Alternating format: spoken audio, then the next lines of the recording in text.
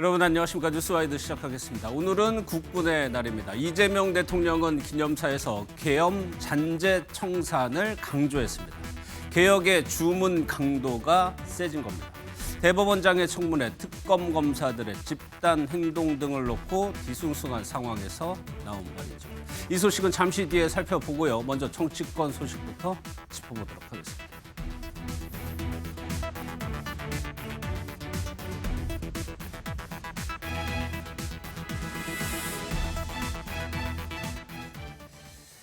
네 분과 시작하겠습니다. 박원석 전 국회의원, 강성필 더불어민주당 부대변인, 정광재 전 국민의힘 대변인, 윤주진 국민의힘 미디어특위위원 나오셨습니다. 어서 오십시오. 네, 안녕하세요.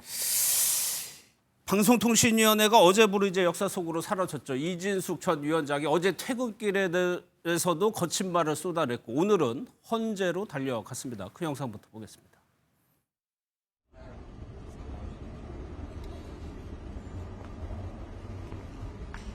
그 소회를 좀 생각을 해봤어요. 근데 뭐 떠오르는 것이 이 대한민국의 법치는 오늘 죽었다. 새로 오는 분한테 내가 당부할 건 없죠. 왜냐하면 대통령 말 안 듣는다고 잘라내는데 아무래도 대통령 말 잘 듣는 분이 오지 않겠어요? 예, 수고 많았어요. Goodbye and see you.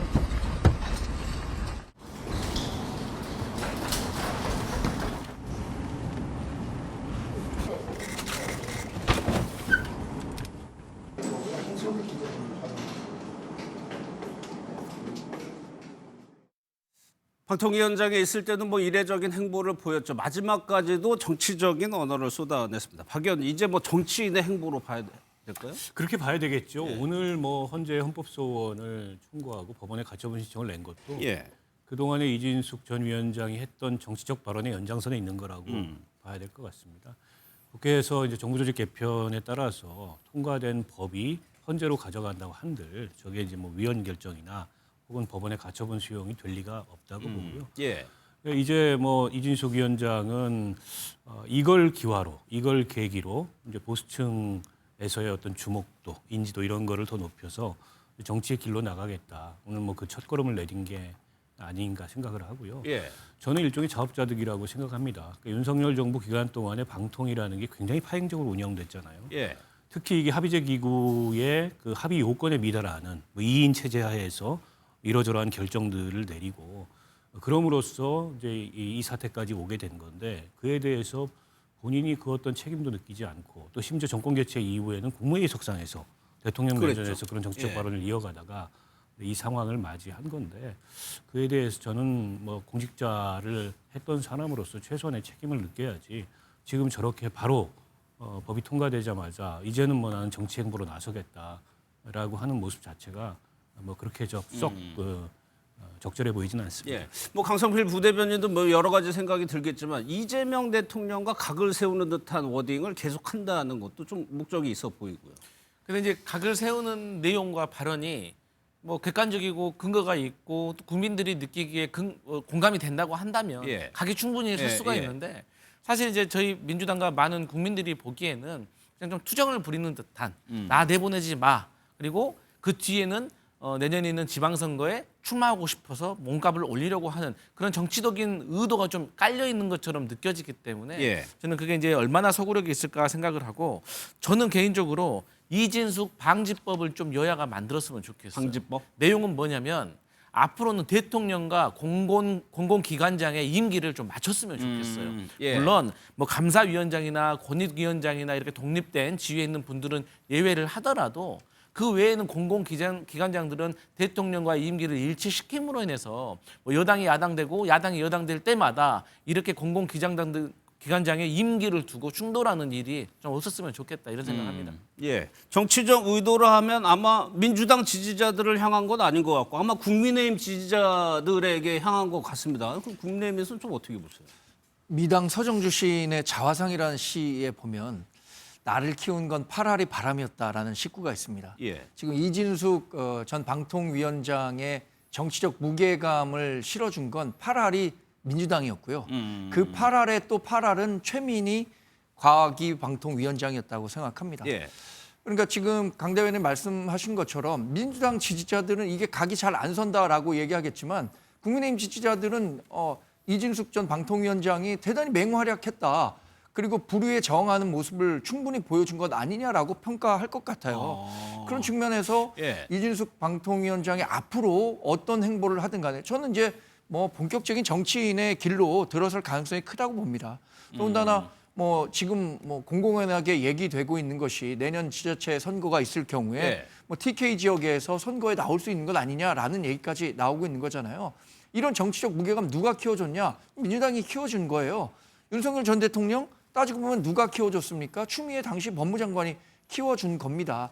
이런 식으로 이 강성 지지자들의 목소리가 과잉 대변되는 것이 정치적으로 바람직한 일은 아니지만 이게 예. 현실이거든요. 이준석 방통위원장이 앞으로도 이렇게 민주당과 저항하는 모습, 어떤 식으로든 연출하려는 모습을 계속 보여줄 수밖에 없다고 생각합니다. 그리고 국민의힘 지지층에도 어느 정도 소구하고 있다는 네. 말씀이시죠. 어제 뭐 들으셨지만 굿바이 앤드 CU라고 했어요. CU 다시 보자는 얘기죠. 그게 뭐 정광재 대변인 얘기한 대로 대구시장 출마설이 뭐 전부터 나왔습니다. 전한길 씨가 또 특히 앞서서 얘기를 했었고요. 그 내용 한번 이어보겠습니다. 저는 공천 같은 안 받잖아요. 이진숙 방통위원장 나가야죠. 대구 광역시장 나오면 이진숙 무조건 저는 될 수 있는데 저는 양보합니다. 무조건요. 예. 저는 뭐 그럴 만한 솔직히 능력도 안 되지만 설령 공천 받는다 하더라도 저는 양보하고요. 지금 지방선거 이런 말이 나오는 것은 제 임기를 채우면 제가 지방선거 나갈 수가 없는 상황입니다. 들으신 것처럼 임기를 못 채웠기 때문에 나갈 수 있는 상황은 된 겁니다. 그러면 윤 의원님, 대구시장, 국민의힘에서 대구시장이라는 자리가 사실상 본선보다는 예선에서 사실상 결정나는 자리 아니에요? 그렇습니다. 특히 또 당원과 지지층의 여론이 매우 중요한 경선이기 때문에 예. 아무리 생각을 해봐도 이진숙 위원장에게는 상당히 좀 좋은 기회가 될 것은 분명합니다. 다만 또 이 대구시장이라고 하는 자리는 또 중요한 국민의힘의 상징성이 있는 곳이기 때문에 예. 당내 중진 의원들도 경쟁력도 배제할 수는 없기 때문에 아마 치열한 경선 과정이 될 것이라고 보이고요. 또한 사실은 이진숙 위원장이 만약에 대구시장을 출마하게 되면은 이 일련의 과정들, 그러니까 방통위원장에서 쫓겨나고 축출당하고 이렇게 야인이 된 이러한 과정에서 본인이 보여줬던 여러 가지 행보와 메시지의 진정성이 조금 떨어질 수가 있습니다. 결국은 그러한 상황들을 본인의 개인적인 정치적 영달을 위해서 활용하는 것이 아니냐, 또 이런 여론이 있다면 또 당원과 지지층이 또 새로운 판단을 할 수도 있는 것이거든요. 예. 이건 앞으로 좀 지켜봐야 될 문제인데요. 다만 이진숙이라고 하는 인물이 현재 이재명 정권에서 벌어지고 있는 이 법치주의에 대한 도전, 그러니까 법치라고 하는 거는 법의 지배이지 법을 바꾸고 법을 만들어서 누군가를 찍어내거나 본인이 원하는 것을 관철시키는 그러한 것은 아니거든요. 이 잘못된 변질된 법치의 어떤 그 실상을 보여주는 가장 상징적인 인물이 된 것은 분명해 보입니다. 예. 뭐 홍준표 대구시장이 이제 나왔기 때문에 공석인 상황에서 지금 국민의힘에서는 지금 부각되는 건 이진숙 전 위원장이지만 여러 명이 그 자리를 생각하고 노리고 있을 거 아니에요. 그럼요. 지금 대구시장 일단 경선만 있는다 그러면 예. 대략 뭐 한 10명 가까운 중진 인사들이 경선에 뛰어들 겁니다. 그래서 이준숙 전 방통위원장도 만약에 대구시장 선거에 출마할 생각이 있다면 그 경선에 참여하는 방식이 될 것이지 지금 지도부 체제 내에서 특정인에게 유리하게 뭐 예. 우선 그 공천을 주겠다라고 결정하기는 어려울 겁니다. 예를 들어서 지금 대구에서 다선 의원들이 많이 있잖아요. 많죠. 뭐 윤재옥 전 원내대표라든가 뭐 추경호 의원이라든가 이런 분들도 결국에는 대구에서 오랫동안 정치를 했고 대구시장에 도전하겠다는 뜻을 직간접적으로 주변에는 밝힌 것으로 알고 있거든요. 그리고 우리 당이 나가기만 하면 당선되는 지역인데 그 경선이 없이 나간다고 한다면 그 후보들이 용인하겠습니까? 반발이 함께 크겠죠. 뛰었던 후보들이. 그러니까 그 경선을 치르게 될 텐데 그 경선 과정에서 이진숙 전 방통위원장이 그러면 지금 민주당으로 핍박받은 정치적 자산을 바탕으로 해서 그 경선을 이길 수 있는가? 예. 이것이 관건이 되겠죠. 예. 그 만약에 그런 상황을 가정해 보면 구도거든요. 그러면 국민의힘 지지자들이 전당대회 거쳤습니다. 윤석열 전 대통령과의 관계, 그런 탄핵을 보는 시점 이런 것들이 후보 예선전에서 후보를 보는데 결정적인 역할을 할 거라고 보세요. 그러니까 아무래도 지금 이제 방통위원장으로서 그 이재명 정부 출범 이후에 이재명 대통령과 각을 세운 듯한 모습이 강성 지지층을 중심으로 인지도와 주목도를 높일 가능성은 있습니다. 예. 그러나 이제 이진숙 위원장의 정치적 경험은 매우 제한되거든요. 기자로서 쭉 예, 예. 기자 생활을 하다가 방통위원장 한 것 정도가 제도권 경험의 전부인데 그걸 가지고 230만이 넘는 대구 광역시에 행정을 맡는다는 거는 사실 굉장히 무리한 일이라고 생각해요. 그런데다가 이제 좀 경쟁자로 예상되는 뭐 주호영 국회 부의장이라든지 추경호 의원이라든지 상당히 이제 경험과 관록 또 지지 기반 이런 것들이 축적돼 있는 분들이기 때문에 이진숙 위원장이 대구시장에 도전한다는 게 쉽지 않은 도전이라고 보고 그보다는 오히려 현직 의원이 대구시장으로 나올 때 그 빈자리에 보궐선거 같은 거를 노릴 가능성이 높다. 일단 대구시장을 목표로 뛰되 그게 하지만, 여의치 않다고 예. 생각하면 국회의원 재보궐선거 쪽으로 유턴할 가능성이 전 더 높다고 봅니다. 그게 조금 더 예. 현실성이 있을 거라고 봐요. 아니 지금 민주당에서도 서울시장, 경기도지사 나가겠다는 분들 많잖아요. 그게 보면은 민주당 내에서도 어떻게 보면 좀 더 강경한 목소리 네. 내는 경향이 있단 말이에요. 그러니까 비슷한 구도로 흘러갈 것이냐 내부 경선에서.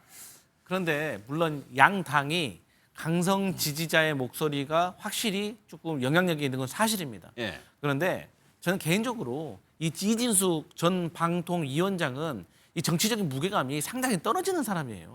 그리고 이분은 지금 현재 이 법카 유형 관련해 가지고 일명 빵진숙으로 유명하잖아요. 예. 이분은 수사를 받고 있다가 이게 아마 제가 알기로는 그 불구속 송치된 걸로 알고 있거든요. 예. 근데 그 만약에 재판 결과에 따라서 혹여라도 천신만고 끝에 뭐 대구시장이 됐든 뭐 재보궐로 국회의원이 됐든지 간에 나중에 혹이라도 그 직을 상실할 수 있는 그런 리스크가 있는 것이고 예. 그 리스크에 대해서 상대 경선의 경쟁자들이 가만히 놔둘 리가 없습니다.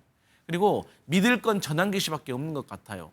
그런데 저는 전환기 씨도 그때 지방선거 때까지 그 영향력을 유지할 수 있을까? 저는 그런 의문이 듭니다. 이 부분은 어때요? 윤준영께서 보시기에 예. 보수 강경 유튜버의 힘이 지방선거에서도 영향력이 있을 거라고 보세요? 꼭 보수 강경 유튜버를 떠나서 지금 이진숙 위원장이 어쨌든 이재명 정권 초반에 정권에 저항하는 그러한 인사로서의 어떤 그 상징성을 한 몸에 담았기 때문에 예. 보수 지지층이 선호할 만한 인물이다. 이것은 분명해 보이고요. 아까 배임죄 관련해서 리스크는 사실은 다행히도 이진숙 위원장 입장에서는요. 지금 현재 배임죄를 폐지하겠다라는 민주당의 입장대로라면 예. 사실은 이진숙 위원장도 면소가 됩니다. 아 그렇게 되나요? 예, 그렇습니다. 왜냐하면 지금 현재 배임죄로 송치가 된 것이기 때문에요. 예, 그래서 그런 아이러니가 또 있다라는 점이 좀 재미있는 부분이고요. 저도 사실은 근데 박 의원님 말씀에 좀 동의하는 게 대구시장은 어떻게 보면 뭐 홍준표 전 시장을 중심으로 보듯이 상당히 어떤 행정적 관록이 있는 분들에게 더욱더 좀 표심이 갈 가능성이 높습니다. 그렇다면은 오히려 또 지금 이진숙 위원장은 만약에 원내로 진입을 해서 과방위로 복귀를 하게 되면 이거는 정말로 어떻게 보면은 또 하나의 박 역습이 될 수 의원님이 있는 그 것이거든요. 시나리오요? 예, 그래서 저는 사실은 최민희 위원장도 마찬가지 시나리오로 현재 과방위원장이 됐습니다. 방통위원회 되지 않아서 임명이 안 되면서 총선에 나와서 이제 그 과방위원장이 됐잖아요. 저는 이진숙 위원장에게 만약에 출마의 기회가 있고 정치의 소명이 주어진다면 대구시장보다는 실은 원내 진입이 더욱더 조금 자연스러운 모습이 아닌가 생각이 듭니다. 실제로 그런 가능성도 어느 정도 좀 설득력이 있나 보네요. 두 분이랑 말씀하시는 거 보니까. 아무래도 이제 대구시장이라는 장벽은 굉장히 높습니다. 그리고 현실적으로. 국민의힘에서 대구시장이 갖는 상징성이 굉장히 크거든요. 그렇죠. 때문에 아무런 정치적 경험이 없는 행정 경험이 없는 이준숙 위원장이 경선을 통해서 대구시장 최종 후보가 된다는 게 그렇게 간단한 일은 아니고 그걸 목표로 하고 몸집을 키우되 마지막에 가서는 국회의원 재보궐선거로 선회할 가능성이 더 현실적으로 높지 않을까 싶습니다. 알겠습니다. 다음은요. 저희가 여론조사를 하나 볼 텐데 뭐 이 조사 신뢰도에 대해서는 조금 이견이 있을 수도 있지만 현재 나온 조사가 요 하나여가지고 일단 이 조사를 기반으로 좀 더 살펴볼 텐데 물론 뭐 다른 결과 여론조사가 나오는 게 있으면 저희가 또 전해드리도록 하겠습니다. 차기 대통령 적합도입니다. 여기에 대해서 저기 보시면 오차 범위가 3.1% 포인트죠. 그러니까 6.2% 차이까지는 박빙이라고 이제 표현하는 게 맞는데 이 순위 때문에 그래요. 장동혁 대표가 가장 우선으로 수치가 높게 나왔다. 네. 이거는 최근의 행보가 성공적이었다라고 해석해야 되는 건가요? 일단 제1 야당의 당 대표가 되는 순간부터 예. 잠재적인 대권 후보라고 봐야겠죠. 과거에 뭐 박근혜 대통령 시절이라든가 뭐 김무성 대표도 본인이 당 대표가 됨과 동시에 거의 20%에 가까운 차기 대권 지지율을 기록한 바 있기 때문에 예. 지금 뭐 정권을 민주당이 갖고 있잖아요. 반대 진영에 있는 우리 당의 당 대표인 장동혁 대표의 차기 대통령 적합도가 가장 높은 건 전 뭐 예측해 볼 수 있는 사실이었다고 생각합니다. 전 조금 의외로 봤던 것은 예. 김민석 총리가 정청래 민주당 대표보다 높은 순위를 기록했다는 것, 그 수치상으로 예. 예. 높게 나왔다는 것, 그리고 조국 혁신당 비대위원장이 상당히 선전했다는 거, 이게 예. 더 눈에 띄더라고요. 지금 야권에서 대통령실과 민주당이 좀 관계가 좀 원만하지 않은 거 아닌가? 예. 라는 얘기들을 자꾸 하고 있단 말이에요. 실제 그런 것들이 이번 그 차기 대통령 적합도에서도 이재명 대통령과 조금 더 이 화합을 잘 맞출 수 있을 것 같은 김민석 총리를 정청래 민주당 대표보다 높은 순위로 올려놨다는 게 의미가 있다고 봅니다. 왜냐하면 예. 지금 야당 대표는 18%대를 기록하면서 1등을 기록했는데 예. 여당 대표는 여당이 166석이나 갖고 있음에도 불구하고 지금 그 1위 자리를 기록하지 못했단 말이에요. 예. 그런 최근의 정치 상황 또 당정 관계가 반영된 조사 결과 아니었나 이런. 아니, 제가 판단을 그래가지고 해봅니다. 그렇게 여쭤본 건데 야당 대표의 프리미엄이 있었다고 하면은 정청래 대표 같은 거는 여당 대표의 프리미엄이 있어야 될 텐데 강성필 부대변인께 이건 한번 여쭤볼게요. 이게 조사 자체에 좀 신뢰성에 의문이 있는 겁니까? 아니면 이 조사 자체에서 어떤 해석을 할 수가 있는 겁니까? 저는 뭐 여러 가지 해석을 할 수가 있다고 생각을 예. 해요. 뭐 그 어느 여론조사가 뭐 의미가 없겠습니까?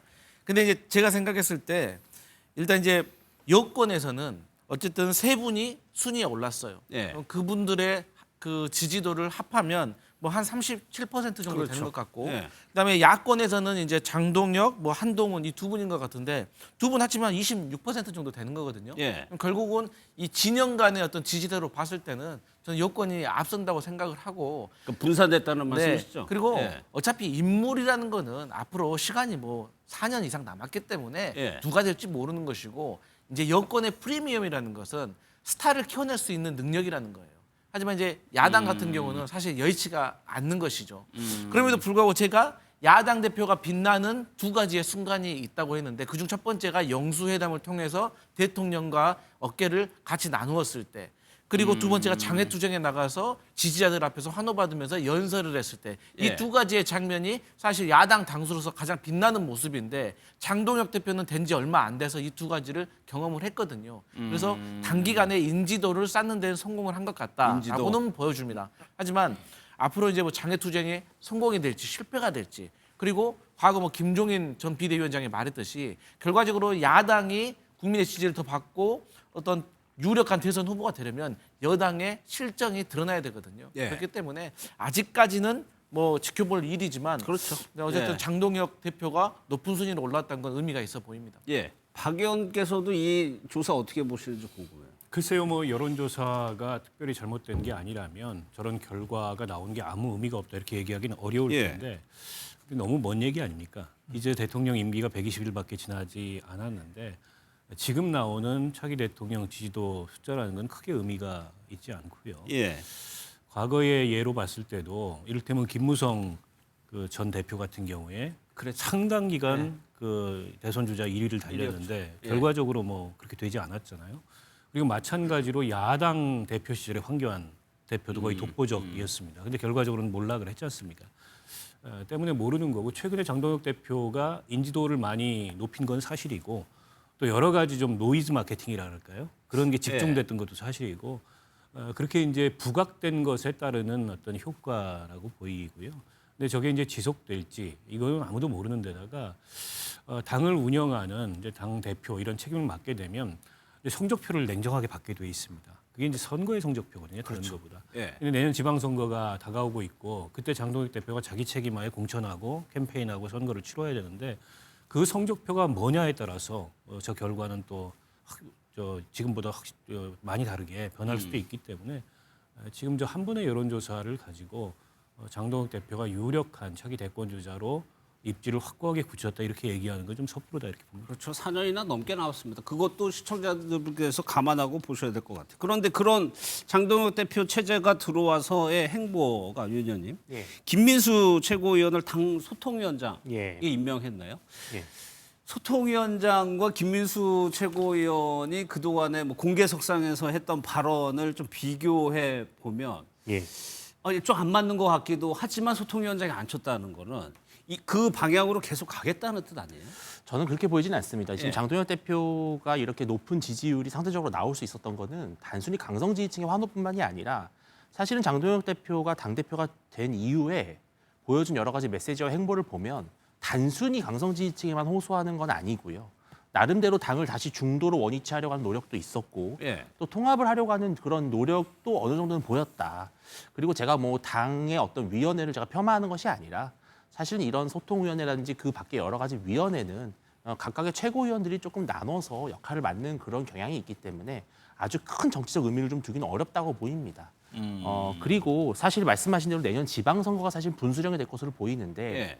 지금 현재 페이스대로라면은 국민의힘은 어떻게 보면 이제 기저효과라는 것이 있어서 지방선거에서 나쁘지 않은 성적을 거둘 가능성이 있습니다. 여기에 나쁘지 않은 성적을 예. 거둘 것이다. 거기에서 만약에 왜냐하면 지금 사실 여권에서는요. 뭐 대통령 지지율이나 민주당 지지율과 별개로 그렇다 할 어떤 경쟁력 있는 대선 주자나 지자체장 주자가 풍부하지가 않습니다. 그리고 대부분 강성 지지층의 환호를 받는 분들입니다. 중도층에게는 오히려 인기가 없을 수 있습니다. 예. 근데 만약에 내년 지방선거 때 장동혁 대표가 나름대로 선전을 하고 또 뭐 오세훈 서울시장도 만약에 또 3선에 성공을 하고요. 예를 들어서 또 한동훈 전 대표도 뭐 어디에 원내로 입성을 한다. 이렇게 성적이 달라지게 되면은 야권은 오히려 더 많은 대선 주자를 보유하게 됩니다. 하지만 여권에서는 지금 보시면 김민석 총리가 1등인데요. 이낙연의 징크스가 있습니다. 저희가 문재인 정부를 생각해 보시면 예. 이낙연 전 총리가 초반에 얼마나 압도적인 대선 후보였습니까? 예. 지금과는 좀 대조적인 현실이었죠. 저는 어떻게 보면 그런 징크스가 있고 조국 정청래 두 분은 사실은 뭐 여권에서는 인기가 있을지 모르겠지만 중도층에서는 글쎄라는 마크가 붙습니다. 예. 저는 그런 점에서는 확실히 다음 대선은 좀 보수 진영이 좀 더 유리한 곳에 있다고 저는 분석이 됩니다. 아니 원래 지방선거는 대통령 선거 1년 만에 열리는 선거여서 거의 여당이 유리할 거라는 게 지배적이었는데 조금 뭐 물론 국민의힘 소속이니까 다른 해석을 내놨는데 강승필 부대변인은 어떻게 좀 먹었어요? 아니 사실 그 만만한 선거가 어디 있겠습니까? 예. 근데 이제 지방선거의 핵심은 뭐 언제나 그랬듯이 서울시장을 누가 가져가느냐. 그런데 어쨌든 오세훈 서울시장이 만만한 사람이 아닙니다. 오랫동안 서울시장을 했기 때문에 인지도가 있고 예. 비교적 조금 구구적인 이미지보다는 조금 중도적인 이미지가 있기 때문에 서울시장에서 저희 민주당이 탈환하는 것이 쉬운 일은 아닐 것이다.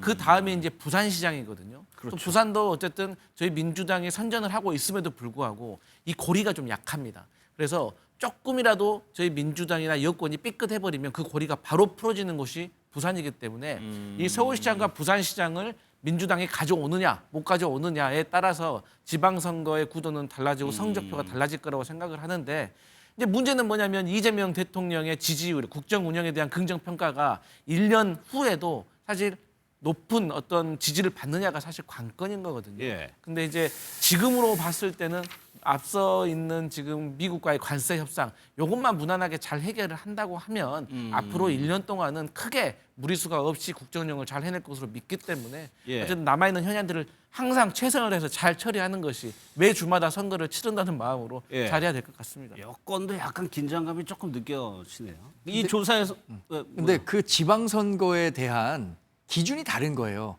민주당이 지방선거를 승리했다라는 기준과 국민의힘이 지방선거를 승리했다는 기준. 그렇죠. 2022년에는 윤석열 대통령 선출된 지 불과 한 달 만에 그 지방선거가 치러졌기 때문에 18개 시도 가운데 거의 석권하다시피 했단 말이에요. 근데 내년 그 지방선거는 많은 사람들이 예상합니다. 분명히 민주당이 굉장히 유리한 지형에서 선거를 치를 거다. 그렇기 때문에 국민의힘이 일부 지역만 승리한다고 하더라도 이 정도면 잘한 거 아니야? 그런 평가가 라는 있을 수 평가를 있죠. 받을 수 있기 때문에 윤주진 의원도 그런 얘기를 하신 것 같고요. 저는 이게 임기 1년 만에 치러지는 선거라고 하지만 반드시 민주당에 유리하게 흘러갈 것 같지는 않아요. 왜냐? 지금 얘기하신 것처럼 한미 관계와 관련한 굉장한 불확실성들이 앞으로도 노정될 그 가능성이 크다고 봅니다. 예. 뭐 북한 문제를 둘러싸고도 그렇고 지금 관세 협상과 관련한 문제도 이재명 대통령 본인이 혼자 풀어나가기엔 굉장히 어려운 숙제가 될 수도 있어서 예. 뭐 내년 그 6월에 있는 지방선거에 있어서 반드시 민주당이 과거처럼 집권 1년 후에 안에 있었던 선거에서 승리한다? 이건 뭐 기대하기도 어려울 것 같습니다. 예. 사실 김문수 최고위원의 그 이른바 좀 중국인 무비자 입국에 대해서 비판한 내용을 좀 더 여쭤보려고 했는데 그 내용을 한번 듣고 한번 좀 얘기 짚어보겠습니다. 많은 국민의 걱정과 우려 속에 금일부터 중국인이 무비자 입국 시작되었습니다. 이는 국민 안전을 담보로 한 위험한 도박입니다. 중국이 자국민의 출국을 제한하고 있는 와중에 우리나라로 몰려드는 중국인의 정체 궁금하지 않을 수 없습니다. 이재명 정권은 국민 안전을 고려치 않습니다. 중국인 무비자 입국에 대해서 비판적인 발언을 유지했는데 이런 스탠스에 대해서 한번 윤 의원님께 여쭤볼게요. 그러니까 김민수 최고위원은 대표되는 건데 계속적으로 좀 이런 메시지가 나오는 것이 이게 아예 뭐 어떻게 되는 건지 좀 궁금해가지고. 저는 양면적 평가를 좀 할 수밖에 없는 것 예. 같습니다. 일단은 중국인이라고 하면 무조건 뭐 우리에게 적이 되고 위협적이고 또 뭐 국민들에게 해를 끼친다. 이것은 사실 좀 위험한 프레임입니다. 그것은 예. 분명히 좀 자제해야 되는 부분이고 실질적으로 또 우리 삶 속에 함께 지금 현재 일도 같이 하고 또 가족을 이루고 있는 분들도 꽤 많기 때문에요. 이러한 것들은 국민들에게 좀 상처가 될 수 있다는 점은 분명합니다. 다만 지금 현재 최근에 우리나라 사회에서 어떤 중국에 대한 어떤 위협, 인지하고 있는 위협의 정도랄까요? 그리고 경제, 뭐 이런 정치적인 침투, 또 최근에 북중러가 밀착하면서 우리가 느낀 또 새로운 어떤 신냉전 질서, 이런 것에서 봤을 때는 이 잘잘못을 떠나서 이 무비자 입국 같은 경우는 조금 지연하는 것이 맞지 않겠느냐라고 하는 저는 분명한 그런 국민 여론이 잠재돼 있고 그런 여론이 있기 때문에 사실은 김민수 최고 같은 분들의 발언들이 나름대로 전 호응을 받고 있다. 저는 그렇기 때문에 이것을 우리가 배제할 수만은 없다. 이것이 무조건 극우다. 무조건 뭐 포퓰리즘이다. 이렇게 갈 만한 문제가 아니라 예. 분명히 우리 사회에 현재 흐르고 있는 어떤 하나의 지류라고는 저는 보인다는 것이죠. 알겠습니다. 이거 할 말 있으시면 근데 하시고 넘어갈게요. 김민수 최고위원이 했던 말 중에 너무 얼토당토해요. 거기에 중국만 딱 빼면 하나만한 말이거든요. 예를 든다면 아니 중국 사람이 주는 것은 함부로 받지 말아라. 원래 어렸을 때 우리 초등학교 때 엄마가 얘기하잖아요. 모르는 사람이 주는 거 함부로 받지 말라고. 차가 가로막으면 뭐 도망가라. 이런 말 무슨 요즘 25년 내 안 맞는 말이잖아요. 예. 그래서 이런 말은 공감받기가 어렵고 중국 외에도 뭐 미국, 일본, 말레이시아 뭐 무비자 국가 다른 나라에 대해서 왜 그런 말 안 합니까? 그렇기 때문에 이런 혐오적인 중국에 대한 발언은 잘못됐다 이런 표현합니다. 알겠습니다. 조사에서 한동훈 전 대표의 이제 적합도도 좀 낮긴 해 예전보다는 낮았지만 낮지 않은 수차를 보였어요. 지금 친한계에서 한동훈 전 대표 원내에 도전해야 되는 거 아니냐 이런 얘기가 나오고 있다고 하는데 그 얘기 한번 들어보겠습니다. 지방선거는 명확하게 아닌 것 아, 같고요. 그런가요? 예, 네. 뭐 재보궐선거는 저희가 먼저 말씀을 뭐 본인에게 권하거나 이럴 수는 없지만 예. 언제든지 뭐 도전할 수 있다. 그 이전부터 많은 의원들이 음, 국회의원을 경험해야 된다. 그렇죠. 원내에 네. 들어와야 된다. 원내에 들어와서 이 일이 어떻게 왜 하는 것인지를 알아야 된다라는 현실적인 얘기를 권유를 드렸거든요. 예. 저는 뭐 나쁘지 않다고 생각합니다. 윤 의원님께 한번 여쭤볼게요. 원내 입성에 대한 아이디어 차원일 수도 있는 거고요. 실질적으로 뭐 준비를 하는지는 모르겠지만 만약에 원내 입성을 한다면 한동훈 전 대표의 입지가 달라지겠죠. 당연히 그렇습니다. 사실은 한동훈 대표의 가장 큰 취약한 점은 바로 원내 정치의 경험에 대한 부재이고요. 사실은 당대표라든지 당직은 맡아봤지만 원내 그리고 혹은 지자체장과 같은 법과 제도 속에서 하는 정치의 경험은 좀 부족하다. 다만 이 원내 진입이라고 하는 것도 녹록치만은 않은 것이요. 사실은 험지를 갔을 경우에는 낙선의 리스크가 상당히 크고요. 그렇죠. 그렇다고 해서 양지 아니면 뭐 준양지 정도만 가더라도 또 한동훈 대표는 또 쉬운 길을 가려고 하는구나라고 하는 비판을 받을 수가 있습니다. 근데 저는 개인적으로 한동훈 대표의 앞으로 정치의 목표가 실은 뭐 원내 국회의원이 아니지 않습니까? 예. 뭐 대통령이라고 하는 큰 꿈을 갖고 계신 정치인이라면 실은 시련을 겪을 수 있어야 된다. 저는 그렇다면은 사실은 한동훈 전 대표가 원내 진입을 목표로 하면서 험지로 가라. 험지로 가야 됩니다. 그것이 한동훈 전 대표에게 필요한 결단이고요. 거기서 만약에 낙선을 하더라도 예. 당원과 지지층은 한동훈 전 대표의 용기를 기억할 것이고 예. 그것이 한동훈 전 대표에게는 더 큰 정치를 가는 전 길이라고 보고요. 만에 하나라도 정말 거기서 역전승을 거둔다면 그거는 뭐 무소불위의 영향력을 갖게 되는 겁니다. 그러한 어떤 주사위를 던져야 될 시점이 점점점 한 전 대표에게는 가까워져 오고 있다. 예. 아니 근데 박 의원님 그 이른바 뭐 각 당마다 양지 뭐 좋은 지역구가 있죠. 그런데 지금 상황에서 당 지도부가 한동훈 전 대표에게 좋은 자리를 과연 줄까부터 좀 의문스럽거든요. 글쎄요. 그 좋은 자리건 아니면 험지건 공천 자체를 해줄까 좀 험지도? 의문입니다. 예. 왜 그러냐면 장동혁 대표가 당무감사위원회 위원장을 임명을 했는데 그 당무감사위원회 위원장을 임명하면서 당 게시판 사태를 또 언급을 했어요. 예. 임명되신 분도 언급을 했고 장동혁 대표도 언급을 했고 그래서 여전히 이른바 친한계 일각에서는 축출하겠다는 그런 의지를 드러내는 거 아니냐. 그런 상황에서 양지가 됐든 험지가 됐든 과연 내년 재보궐선거에 잠재적 경쟁자인 한동훈 전 대표에게 공천을 줄까? 제가 보기에 이제 그런 분위기 자체를 아예 만들지 않으려고 당 지도부에서는 거세게 한동훈 전 대표 측을 공격할 가능성이 높다고 보고요. 예. 여러모로 한동훈 전 대표가 당내 입지가 쉽지 않습니다. 근데 언제까지 저렇게 뭐 지역 그 민심 탐방 이런 차원에서 일종의 약간 겉도는 정치를 할 수도 없거든요. 결국 당의 중심부로 들어와서 뭐 정면 승부를 해야 되는데 그게 재보궐선거가 됐든 아니면 뭐 차기 전당대회가 됐든 예.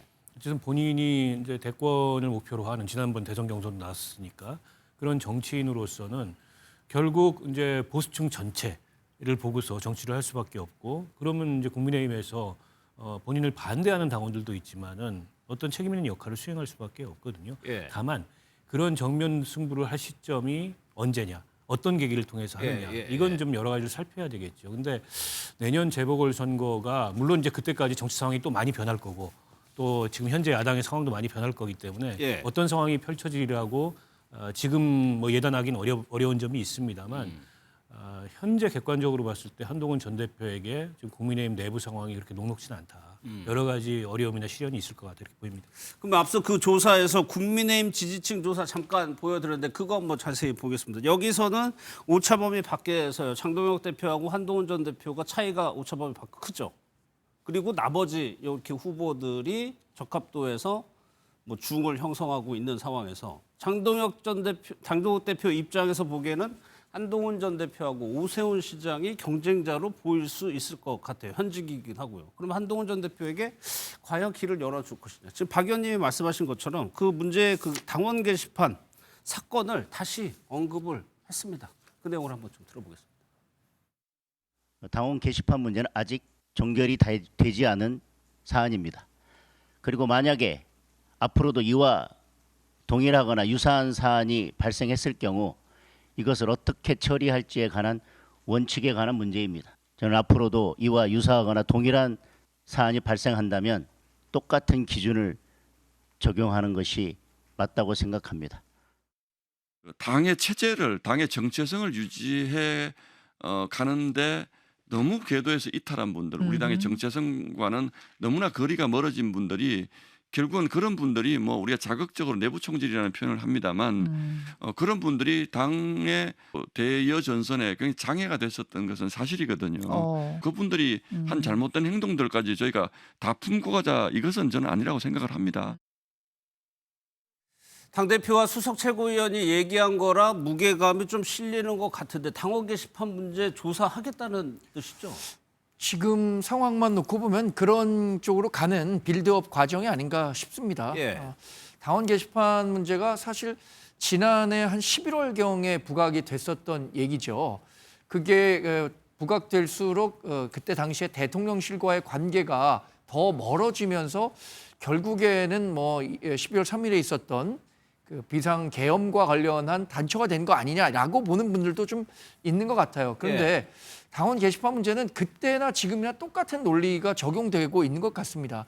익명을 전제로 당원 게시판을 운영했고 그 익명을 전제로 썼기 때문에 그것이 무엇이 문제가 되느냐라고 했었던 것이고 한동훈 전 대표가 당시에 뭐 크게 문제될 일이 없다라고 자신 있게 얘기를 한 거를 제가 들었었는데 그렇다면 모르겠습니다. 앞으로 이 당원 게시판 문제를 어느 정도 선까지 들춰보겠다는 건지 모르겠습니다만 차라리 지금 할 수 있는 위치에서 당원 게시판이 무엇이 문제였는지 한번 규명해 보는 것도 전 나쁘진 않을 것 같다고 생각합니다. 모르겠어요. 한동훈 전 대표가 어떻게 생각할지 모르겠습니다만 지난번에 법원에서 강제 구인, 특검에서 강제 구인하라 이렇게 얘기했을 때 할 테면 하라라는 당당한 모습 보이지 않았습니까?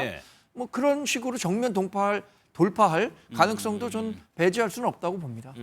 그러면서 이제 당무감사 착수를 지시했는데 말씀하신 대로 당무감사위원장의 2호선 위원장인데 과거의 경력을 보면 그 발언들이 굉장히 강경보수 쪽에 치우쳐져 있는 발언들을 많이 했어요. 그러니까 이제 뭐 저희로서는 당에서는 어떻게 보는지가 궁금한데 상당히 강경한 입장의 분이죠. 예, 제가 보기에도 분명히 색깔이 매우 선명성이 있습니다. 이건 또 장동혁 대표의 의중이 반영된 것이고 본인이 어쨌든 강성 지지층의 압도적인 지지를 받고 당 대표가 됐기 때문에 그에 대한 어떤 응대 차원에서 당연히 이러한 인선을 했다 보입니다. 아마 당원 게시판 문제도 쉽게 넘어가진 않을 거라고 보이고요. 근데 저는 이렇습니다. 사실 이게요. 지금 뭐 진상 규명을 하냐 어쩌냐 이런 얘기가 나오지만 실은 국민의힘 내부적으로는 어느 정도는 이 사실관계에 대해서는 인지상정하고 있습니다. 그러니까 대체적인 사실관계는 거의 뭐 이견이 없는 것처럼 보입니다. 다만 이것을 이제 한 전 대표가 직접적으로 인정을 하느냐 마느냐의 어떤 그런 정치적 기로에 사실 남아 있는 거거든요. 그런데 실은 제가 딱 느끼기에 당 내부의 이 분위기는 이 당원 게시판 문제에 크게 그렇게 관심이 없습니다. 그리고 이게 내부에서요? 만에 하나 정말로 한 전 대표의 가족이 쓴 것이었고 그것이 사실로 밝혀진다 하더라도 저는 개인적으로는 한동훈 전 대표에게 크게 정치적 타격이 없을 거라고 봅니다. 어떤 결과에 왜냐하면 지금 국민의힘은 이재명 정권에 대한 대여 투쟁에 훨씬 더 많은 관심을 갖고 있고 그중에 한동훈 전 대표도 중요한 자원이고 또 최근에 메시지가 상당히 선이 굵습니다. 그러한 여러 가지를 본다면은 만에 하나 한동훈 전 대표에게 불리한 결과가 나오더라도 하나의 지나가는 그냥 스텝이다. 아마 저는 그렇게 될 가능성이 높다고 저는 보고 있습니다. 근데 박 의원님 좀 전에 완전히 다른 분석하셨죠. 글쎄요. 아니 그 설령 사실관계가 그렇다 하더라도 그게 무슨 위법이거나 불법이거나 아니면 국민의힘의 당연당규를 위반했거나 이런 게 아니잖아요. 근데 결국 이제 한동훈 전 대표에 대한 정치적 흠집내기 이렇게 활용될 가능성이 높아요. 근데 이제 지난 문제지 않습니까? 시간이 한참 지났어요. 근데 그걸 지금 들추겠다는 의도를 드러내는 건 결국 이제 당내에서 공존하지 않겠다. 이제 이런 의사로밖에 보이지 않아요. 근데 저걸 들춰가지고 무슨 또 당무위원회, 윤리위원회 가고 이런 식으로 사태가 전개된다면 한 전 대표나 친한계 쪽에서도 가만히 있겠습니까? 그러니까 지금 국민의힘 내부에 어쨌든 불화가 있고 그게 이제 정치적 분화 가능성마저 없는 게 아닌데 이제 저런 일로 그게 불거져가지고 분화가 된다면 누가 봐도 우스운 상황이 되잖아요. 명백한 노선 차이도 아니고 그거 과거에 그 체리따봉 보내가지고 뭐 이준석 전 대표 찍어내기하고 비슷한 상황이 전개되는 거예요. 그게 과연 경쟁자를 당에서 축출하거나 제거한다 그래도 보수 전체, 국민의힘 전체에 좋은 결과를 가져올까? 장동혁 그 대표도 잘 생각을 해봐야 된다고 봅니다. 그 부분을 고려할 거라는 것이 윤 의원님의 생각인 것 같아요. 알겠습니다. 다음 내용은 그 윤석열 전 대통령의 밥 끼니 얘기 좀 할 텐데 김계리 변호사가 이 문제를 처음으로 제기했었죠. 그 영상을 좀 한번 보겠습니다. 큰 흐름에서 이제 보석에 대한 이유를 이렇게 청구를 했었었는데 과연 보석이 어떻게 될지 이용이 될지 기대해 봅니다. 구속적부 심사를 위한 출정 때 예를 들면 7시경에 출정 준비를 마치기 위해서는 6시에 기상을 해서 제대로 된 아침 식사를 하지도 못한 채 점심시간에는 컵라면과 건빵으로 점심 식사를 하였습니다. 그리고 이와 같은 구속 상태에서의 재판과 수사 일정은 피고인의 지병과 건강을 심각하게 침해하게 됩니다. 이렇게 얘기를 하니까 정성호 법무부 장관이 오늘 SNS에 직접 글을 올렸습니다. 강성필 부대변인. 밥 투정이라고 얘기를 했어요. 정성호 장관. 제가 오기 전에 조금 교도관들한테 전화 좀 돌려가지고 취재를 좀 해봤어요. 어이가 없어 하더라고요. 첫 번째, 구치소에서는요. 원래 6시에 기상한답니다. 아니 뭐 본인이 뭐 한 7시 뭐 어림잡아서 뭐 8시에 뭐 이렇게 재판받으러 가는 것도 아닌데 6시에 일어나면 시간 충분합니다. 그리고 두 번째, 재판을 일단 받으러 안 가잖아요. 근데 왜 투쟁을 하는 거예요? 그리고 세 번째, 아니 김계리 변호사가 뭔가를 좀 잘못 알고 있는 것 같은데 이 교정시설 내에서 밥을 굶기잖아요. 그것도 난리 납니다. 그리고 만약에 이게 단체로 갔다가 단체로 돌아온답니다. 그런데 이제 누군가는 재판이 길어지고 또 누군가는 짧으면은 또 빨리 들어오는 팀 같은 경우는 빨리 밥 시간 안에 들어오는 것이고 그게 애매하다고 하면 거기에 남겨두고 밥차가 가든지 미리 챙겨가든지 해가지고 그 안에서도 밥을 챙겨준다고 하더라고요. 그렇기 때문에 윤석열 전 대통령이 지금 뭐 출정 준비로 아침 거르고 점심도 컵라면 먹고 건빵 먹는다? 이거는 제 개인적으로는 본인이 컵라면을 좋아해서 먹는 거 아니고서는 저는 좀 말이 앞뒤가 맞지 않는 것 같다. 그래서 저는 김계리 변호사가 이 부분에 있어서 객관적으로 좀 다시 증명을 해봐야 될 것 같습니다. 정성호 장관은 그렇다면 구치소에 투룸을 배정해 달라는 것이냐, 배달 앱이라도 설치해 달라는 것이냐라고 항변을 얘기를 했습니다. 이게 그러면 그러니까 김계리 변호사나 정성호 장관이나 지금 보석 결정을 앞두고 있기 때문에 좀 적극적으로 대응하는 것 같기도 하고요. 근데 저는 김계리 변호사가 지금 윤석열 전 대통령을 변호를 하고는 있지만 지금 이렇게 던지는 메시지가 윤석열 전 대통령과 충분히 논의가 된 상태에서 공개되고 있는지 모르겠어요.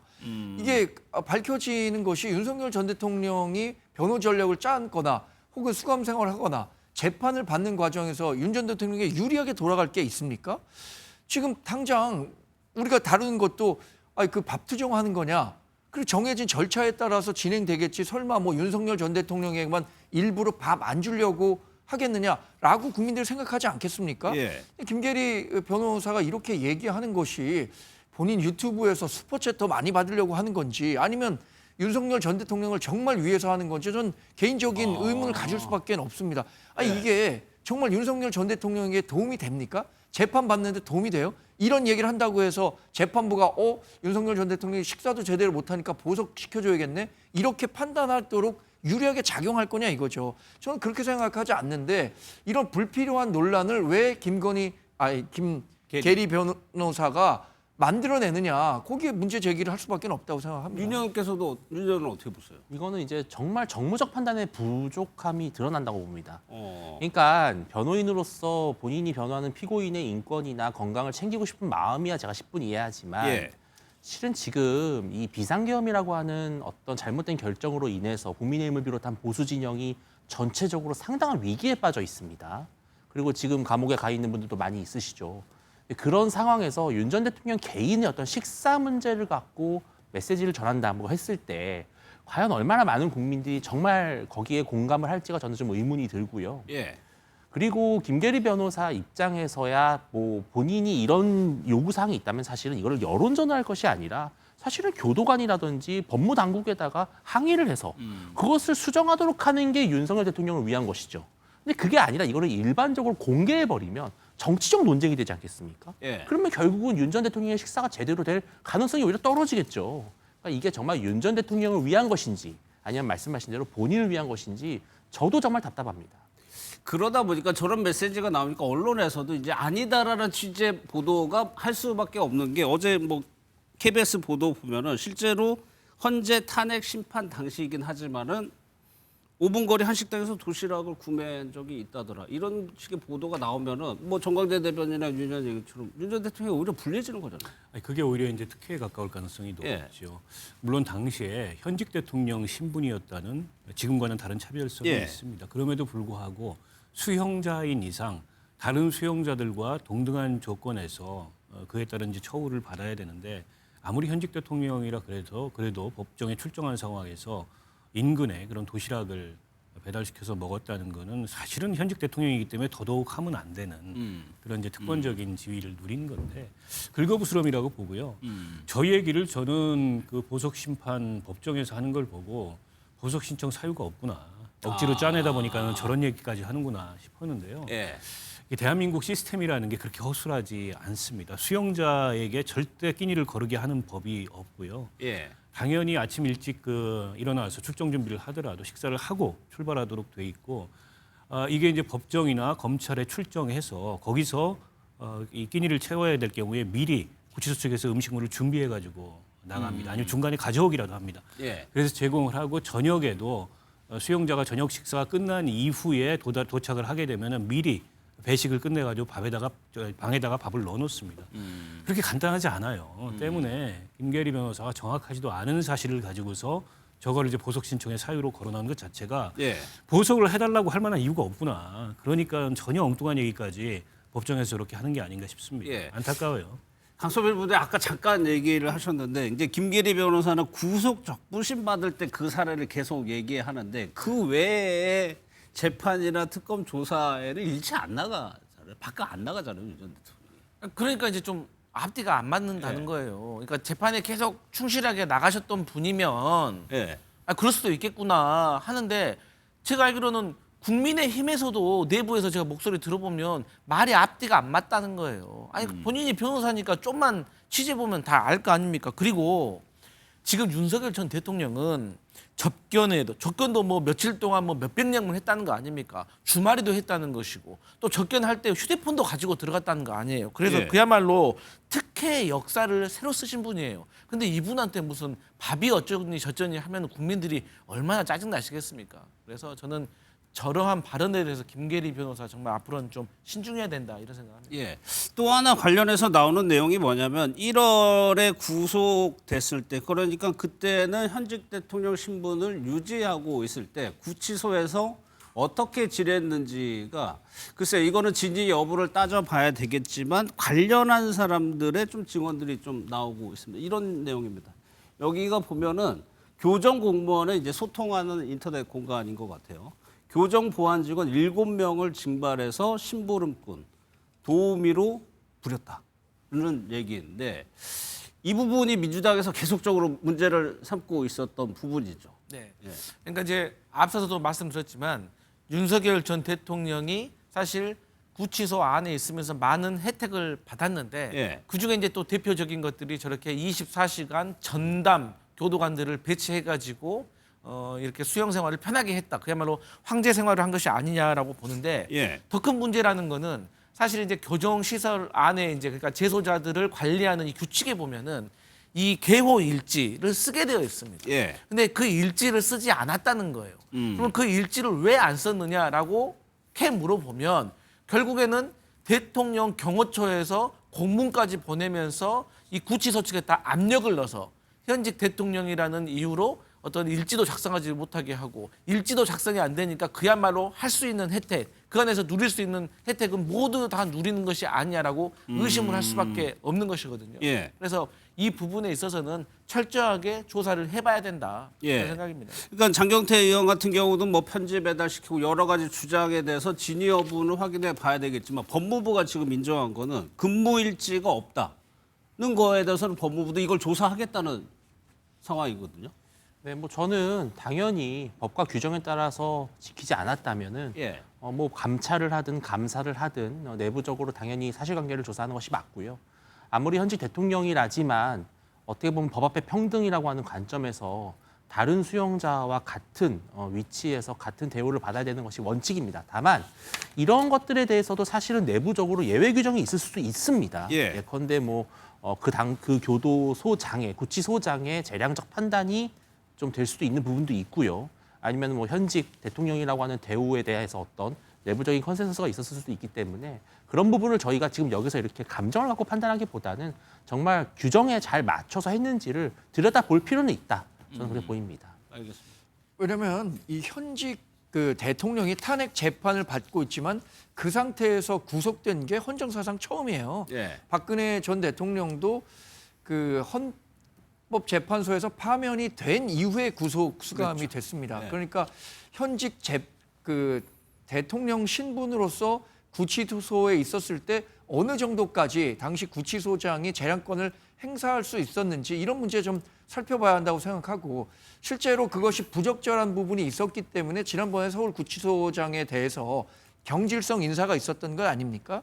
그러니까 이것과 관련해서는 조금 더 면밀하게 지금 더구나 정권 바뀌어서 법무부 장관 누가 하고 있습니까? 이재명 대통령과 가장 가까운 정성호 법무부 장관이 하고 있는 거잖아요.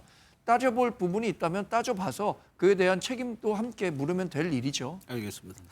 또 하나 소식이 오늘이요. 권성동 의원과 한학자 통일교 총재가 구속 적부 심사가 열렸습니다. 영상 먼저 좀 보도록 하겠습니다. 문재인 정권 때에 검찰 탄압 수사가 생각이 납니다. 저는 그때도 결백했고 이번에도 결백합니다. 총재님 재판부의 소명 어떻게 하셨습니까? 권성동 의원에게 1억 전달된 거 정말 모르셨어요?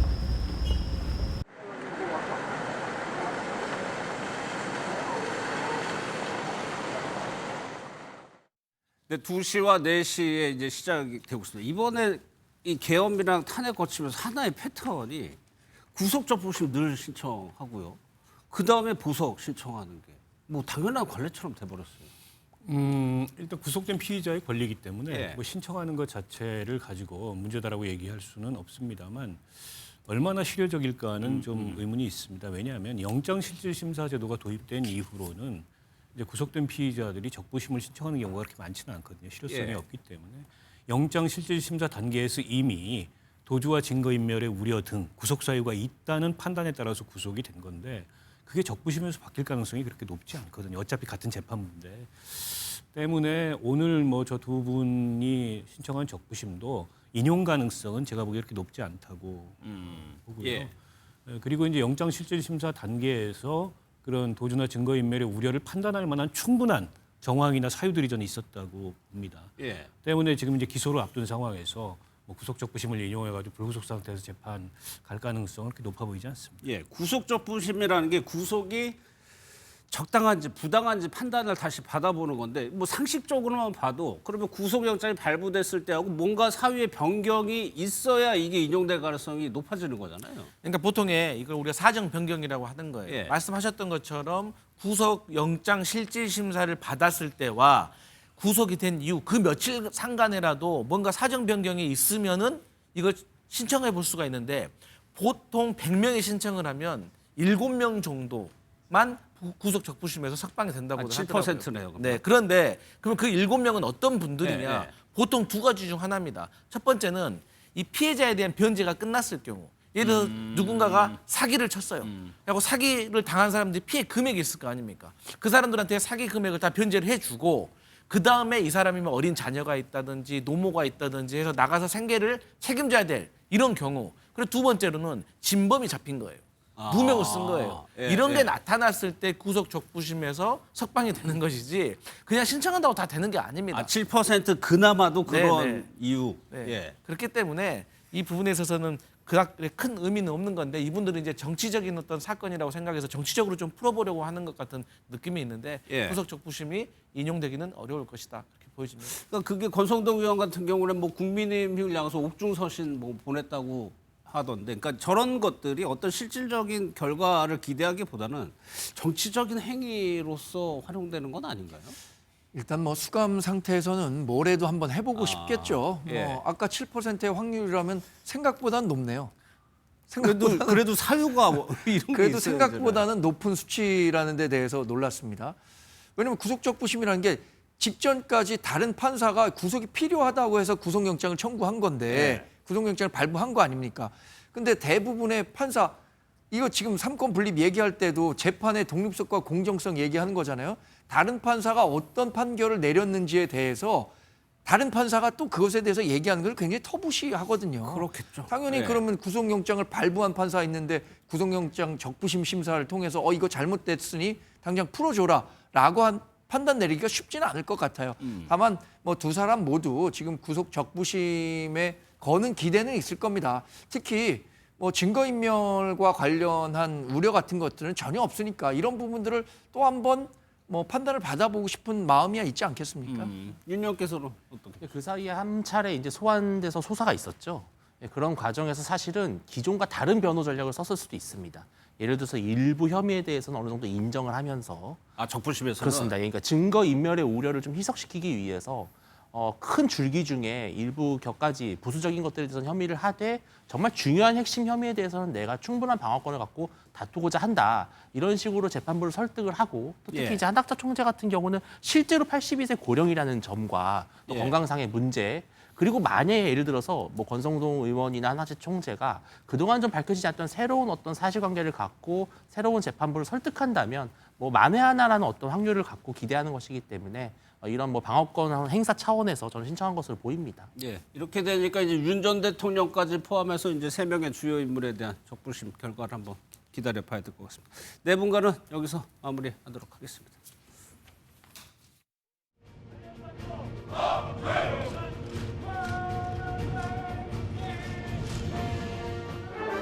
이 중 동반 입장하는 국민대표 7인은 간호장교 1세대로 6.25 전쟁에 참전한 이종선 여사님,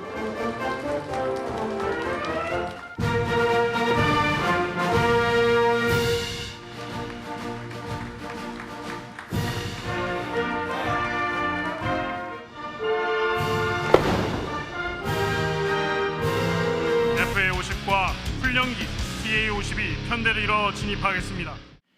군 통수권자로서 대한민국 국민을 책임지는 대통령으로서 불법 계엄의 잔재를 말끔히 청산하고 헌법과 국민을 수호하는 군대로 재건하기 위해 민주적, 제도적 기반을 더욱 단단하게 강화하겠습니다. 급변하는 안보 환경에 능동적으로 대응하려면 자주 국방은 필연입니다. 네, 국방위 소속이자 민주당 최고위원이죠. 김병주 의원 모셨습니다. 어서 오십시오. 네, 예. 안녕하세요. 먼저 좀 가벼운 얘기부터 여쭤볼게요. 네. 유튜브 구독자 수가 무려 51만 명이 넘는다면서요. 네, 네. 굉장히 많은 수치잖아요. 네, 우리 300명 국회의원 중에는 구독자 수 2위입니다. 어떻게 그렇게까지 많이 모으셨을까요? 이게 쉽지 않다고 들었는데. 네, 쉽지 않죠. 예. 저는 정치는 소통이라고 생각을 했습니다. 예. 그러니까 소통은 뉴미디어를 통해서 소통이 가능하잖아요. 예. 예전 미디어는 일방형이라면 뉴미디어는 댓글이라든가 이런 걸 통해서 상호 소통하기 때문에 유튜브뿐만 아니라 예. 다른 인스타라든가 X라든가 이런 데에서도 활발히 소통을 하다 보니까 예. 구독자가 절로 늘었습니다. 그래도 아이템 고민 같은 거 하실 거 아니에요? 어떤 네. 내용이 구독자들이 좋아하는지. 어떤 내용을 처음에는 좋아하는 저는 거예요? 안보를 바로 알리는 채널로 시작했습니다. 예. 문재인 정부 때 뭐 안보가 폭망한다느니 한미동맹 파탄 났다는 이런 가짜 뉴스가 많아서 예. 안보를 바로 알리는 소통으로 시작을 했고요.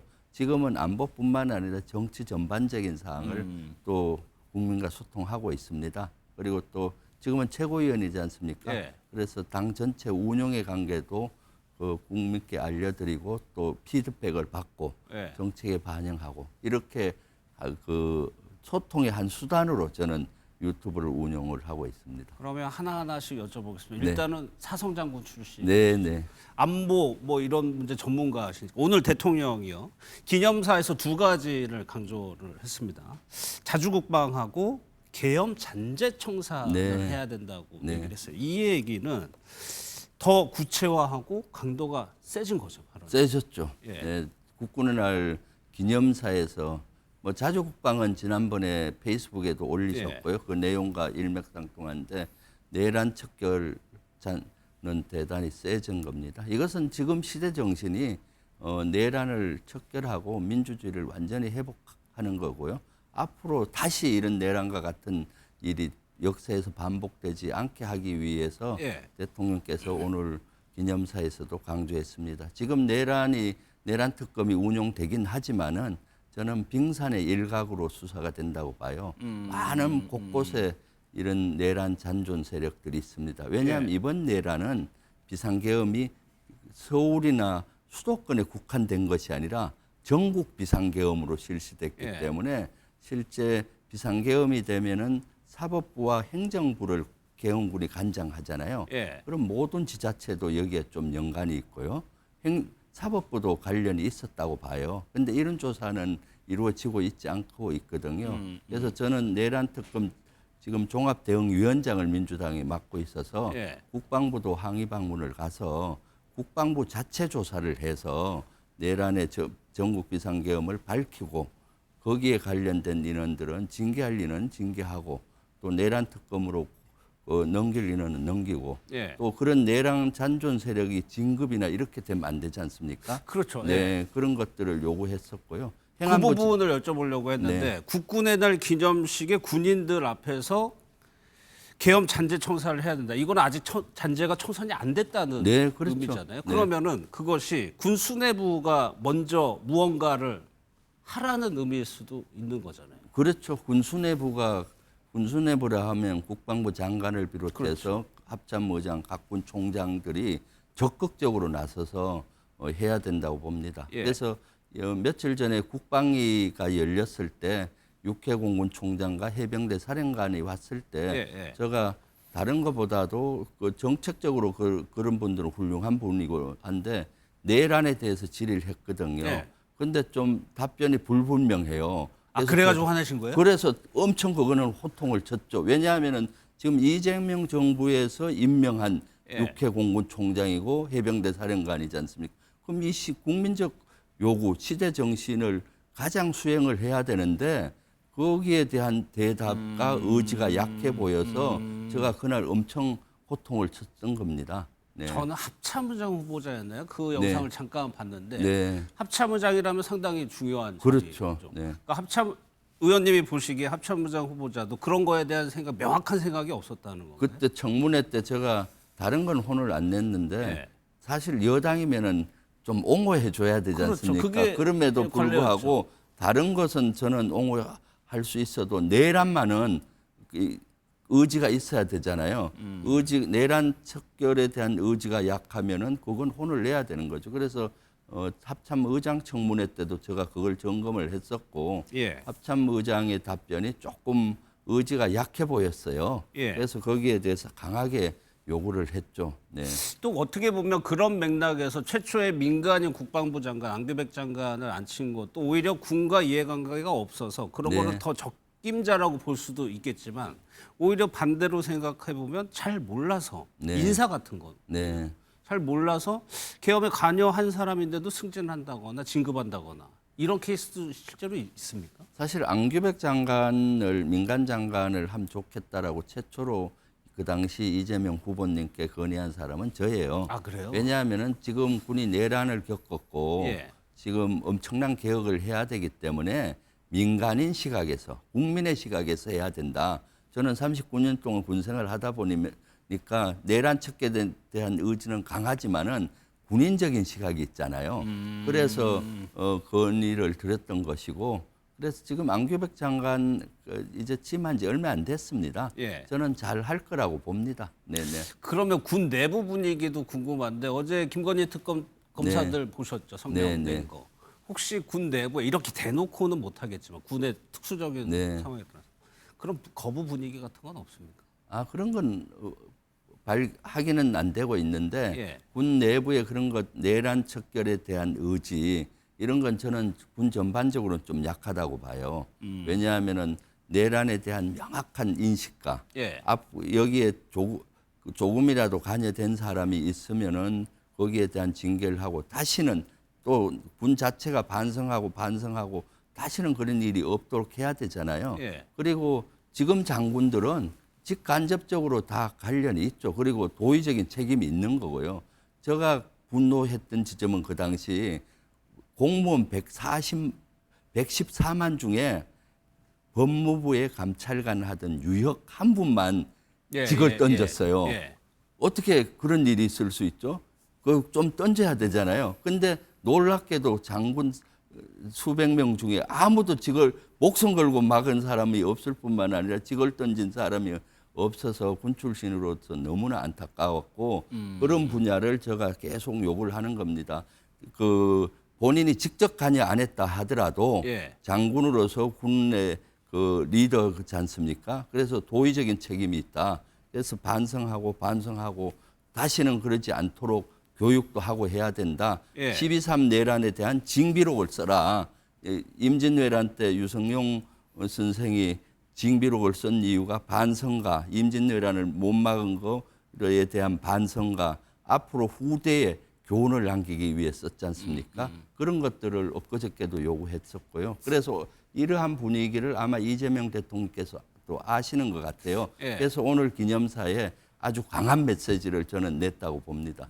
아니 내란 얼마 전에 척결에 그 대한. 내란 용어에 동의하지 않는 분을 향해서 굉장히 호통을 치셨다고 들어가지고 실제로 그렇게 수뇌부에서도 그렇게 명확하게 규정을 못하면은 조금 내부에서 반발이 있지 않을까 싶어가지고. 네. 그러니까 그런 것들을 헌법 교육을 하고 지금 현재 판결문 같은 경우를 정확히 교육할 수가 있잖아요. 예. 그런 것들 하면서 또 앞으로는 헌법 가치에 맞게 그리고 국민에게 충성하는 군을 만들어야 되거든요. 상관에만 충성하는 것이 아니라 국민만 바라보고 국민에게 충성하는 군을 만들어야 앞으로 이런 일이 없는 거죠. 그러려면 교육 체계도 좀 바꿔야 되고 또 거기에 대한 분석과 조사도 있어야 되고 여러 것을 보완을 해야 되는데 내란 척결에 대한 의지가 약하면은 그런 것들을 하더라도 실효성이 없어지는 겁니다. 제일 중요한 것은 리더의 의지 아니겠습니까? 그래서 지금은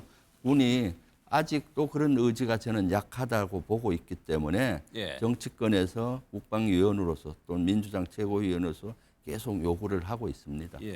또 하나 오늘 대통령이 이제 자주국방을 강조하면서 전작권을 전환이 아니라 회복이라는 표현을 썼고요. 하지만 자주국방이라는 게 참 어려운 문제죠.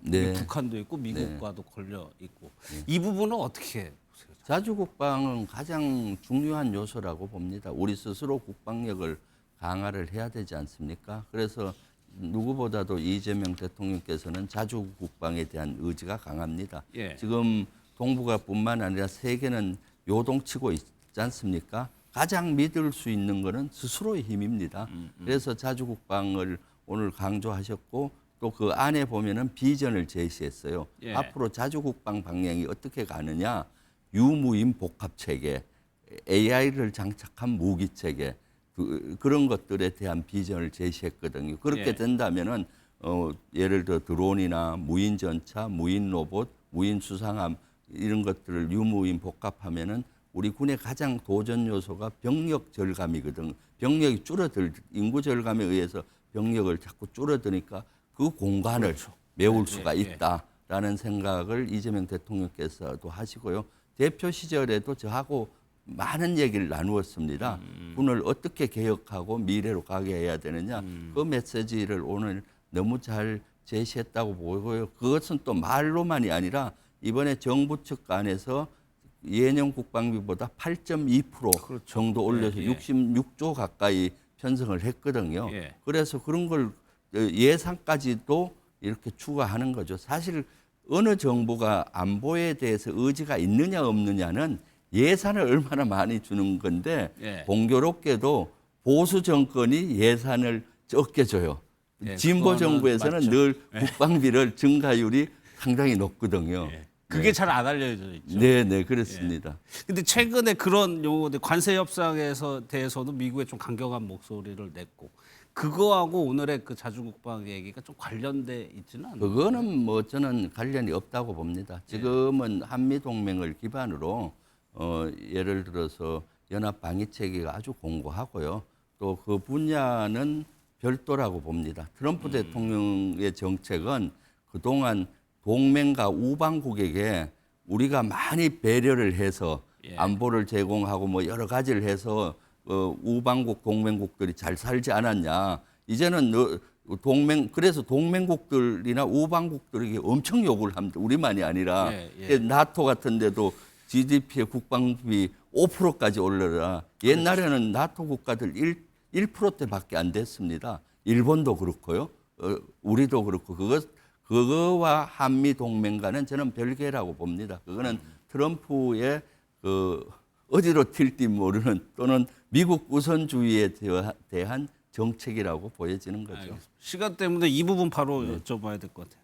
경기도지사 좀 출마 결심을 굳히신 건가요? 이제 해야 되겠다는 방향으로 지금 생각하고 있습니다. 지난주 저는 많은 분들이 경기도지사를 나가는 게 어떻느냐 추천을 했어요. 이재명 정부 성공하려면은 내란 척결을 하던 그 돌파력으로 경기도에 가서 어려움을 극복하고 이재명 정부의 정책을 잘해서 그야말로 AI 스마트 도시를 만들어서 세계 표준화 해야 된다는 그런 요구도 있고 해서 제가 헌정사상 최초라고 생각하는데 국민께 묻는다 프로그램을 했어요. 제가 그게 이렇게 뭐예요? 추천을 받았는데 네. 제가 나가도 되겠습니까? 안 되겠습니까?를 국민께 공개적으로 여쭤봤습니다. 저희 네. 유튜브 설문을 채널이나 받으신 거예요? 아니요, 유튜브 채널이나 방송에서 댓글로 응답해 주세요 하니까 수천 건의 댓글을 주셨고요. 그 중에 많은 분들이 경기도지사 나가라 강력히 추천하는 분들이 많아서 이제는 그쪽 방향으로 준비를 시작을 했고요. 네, 그래서 저는 우리 시청자분들이나 국민들에게 왜 헌정사상 최초로 이렇게 했느냐. 대부분 정치인은 저 출마합니다. 출마 선언하고 도와주세요. 이렇게 얘기하잖아요. 예. 저는 준비 과정부터 국민과 같이 가야 된다고 봅니다. 그게 예. 시대 정신이죠. 이재명 정부는 국민이 주인인 국민 주권 정부고요. 우리 당도 당원이 주인인 시대를 했고 저는 경기도도 도민이 주인인 도민 주권 행정을 해야 된다고 보기 때문에 처음부터 같이 만들어 가야 된다 해서 그 프로그램을 지금 하고 있습니다. 네, 마지막으로 근데 경기도지사 지금 민주당 소속이고 당내에서 경기도지사 이렇게 나가겠다고 하시면 굉장히 많은 걸로. 네, 한 10여 분 됩니다. 10분 정도요? 네, 네. 그럼 이거 경쟁을 일단 뚫어야 되잖아요. 아, 그렇죠. 네. 네. 네, 저는 뭐 뚫을 수 있다고 저는 노력을 하고요. 또 차별화되는 지점이 많이 있죠. 저는 누구보다도 이재명 대통령과 최고위원회를 같이 하면서 국정철학과 정책을 이해하기 때문에 이재명 정부의 성공을 경기도가 견인해야 되고요. 그다음 두 번째는 이런 비전을 가지고 있습니다. AI 스마트 경기도를 만들어서 세계 표준 도시로 만들겠다는 그 비전 아래 도민들이 같이 만들어가는 제가 소통의 능력에 또 좀 뛰어나다고 평가를 받고 있습니다. 50만 유튜브 그런 것도 구독자. 있고요. 예. 그다음에 뛰어난 행정가 출신 행정가입니다. 제가 어떤 분들은 군 출신의 행정을 뭐 하냐 하는데 사단장과 군단장은 작은 정부 기능이 다 행정 있습니다. 업무가 많죠. 네, 네. 그래서 그런 것들의 능력을 발휘를 한다. 우리 또 당원 동지나 국민분들이 그런 것들을 인정해 주신다면은 10명 중에 경쟁력을 가질 수 있지 않겠나 생각을 하는데 이것은 역시 국민과 도민에게 달렸습니다. 그래서 늘 국민과 도민과 같이 가는 정치를 하고 있습니다. 예, 여기까지 하겠습니다. 네, 고맙습니다. 감사합니다. 그날 그녀가 내게 뛰어와서 나를 꽉 안는 순간 나는 전생에 지구를 구했나 봐. 그래서 현생의 그녀와 결혼할 수 있었나 보다. 나의 시간이 많이 남지 않아서 나의 자신보다 그녀를 더 사랑해보겠다. 세월이 지나도 내 눈속에 있는 그녀는 내가 24년 전 처음 만난 그 소녀와 같은 모습이다. 그녀는 나의 가슴속에 있는 영원한 소녀이다. 당신은 내 인생에 나를 밝혀주는 유일한 별이야.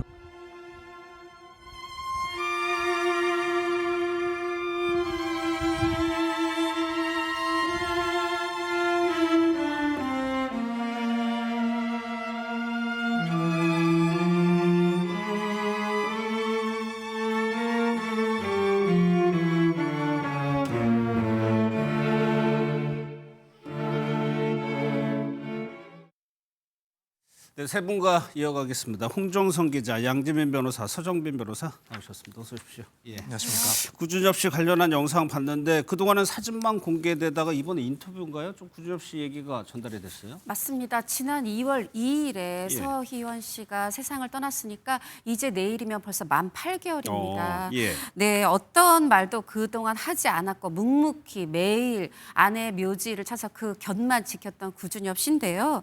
최근에 심경을 전했습니다. 말하자면 처음으로 입을 연 겁니다. 지금 이제 대다수의 중화권 언론에 따르면 이 구준엽 씨가 이날도 아내 그 묘지를 찾아서 있었다고 해요. 한참을 앉아 있다가 이제 소지품을 차 안으로 옮기고 이렇게 자리를 뜨려고 할 때 기자가 물은 거죠. 아내 꿈 자주 꾸냐? 이렇게 물어봤더니 구준엽 씨가 당연하다.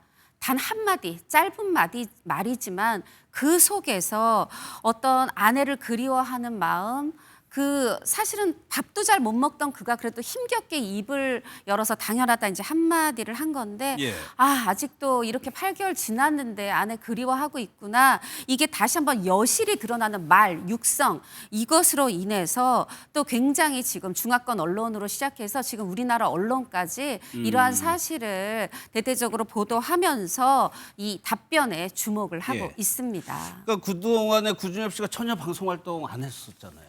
그렇습니다. 지난 2월에 서희원 씨가 사망한 이후에 전면적으로 활동을 중단하고 방송 활동을 하지 않았고요. 대신 매일매일 저렇게 서희원 씨의 묘지를 찾아서 그 곁을 지켰다라고 합니다. 예. 무더운 여름이든 아니면 비가 오는 날이든 다 이제 매일매일 묘지를 찾았다라고 하고요. 오전 7시부터 나와서 저렇게 태블릿을 가지고 이렇게 묘지를 지키는 모습이었는데 사람들이 저 태블릿을 과연 뭘 보는 것이냐라고 예. 봤더니 저렇게 과거에 서희원 씨가 출연했던 작품들을 드라마를 봤다라고 합니다. 그리고 이제 뭐 그림을 그리는 그런 모습도 포착이 됐고요. 이런 모습들을 보고 누리꾼들이 진정한 사랑이다, 정말 진정한 순애보다라고 이야기를 하고 있는 상황입니다. 그래도 저렇게 몇 달 동안 매일 묘지를 찾는 건 쉽지 않아 보이는데요. 쉽지 않죠. 사실 만약에 이게 누구에게 보여주려고 가는 거라면 매일 가는 게 쉽지 않을 거예요. 네, 그런데 예. 저의 개인적 생각입니다면 저는 구준엽 씨가 아침에 눈을 떠서 오늘 뭘 할까 할 때 아내의 묘지를 찾는 거 말고 내가 지금 뭘 할 수 있는 게 있나 이런 생각이 들 것 같고 예. 어떻게 보면 아내가 그립기도 하지만 내가 오늘 할 일, 나를 살리는 구준엽 씨를 살리는 길이라는 생각이 들어요. 여기에 가서 아내 옆에서 그림도 그리고 이렇게 아내도 그리워하고 이러면서 또 마음도 추스리고 있는 게 아닌가 이런 생각이 들고 예. 최근에 현지 언론에서 이런 보도가 있었어요. 이 금보산 아내가 잠들어 있는 이 공원이 금보산인데 예. 이 아내가 잠들어 있는 곳이 딱 보이는 아파트가 한 48세대 규모의 작은 아파트가 이 근처에 지어졌다고 그래요. 신축으로. 근데 여기에 구준엽 씨가 이거 분양하냐 이렇게 보러 왔다는 겁니다. 딱 아파트에 있어도 아내가 보이고 또 물론 뭐 옆에 산도 바다도 보인다고 하지만 구준엽 씨 눈에는 내 아내가 잠들어 있는 곳이 보인다는 게 중요하겠죠. 예. 물론 현지 부동산에서 그렇게 해서 구준엽 씨가 이 아파트를 실제로 분양받았는지는 확인해 주지 않고 있지만 이렇게 그 아파트를 찾아갔다는 것만으로도 정말 이 절절한 사랑이 느껴집니다. 예.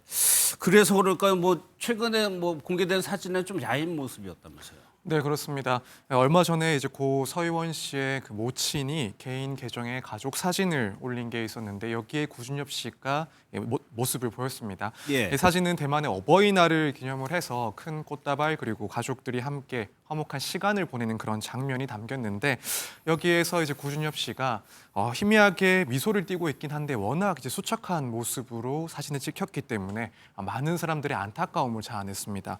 실제로 현지에서도 이 구준엽 씨가 아내 서희원의 사후에 12kg 이상 살이 빠졌다.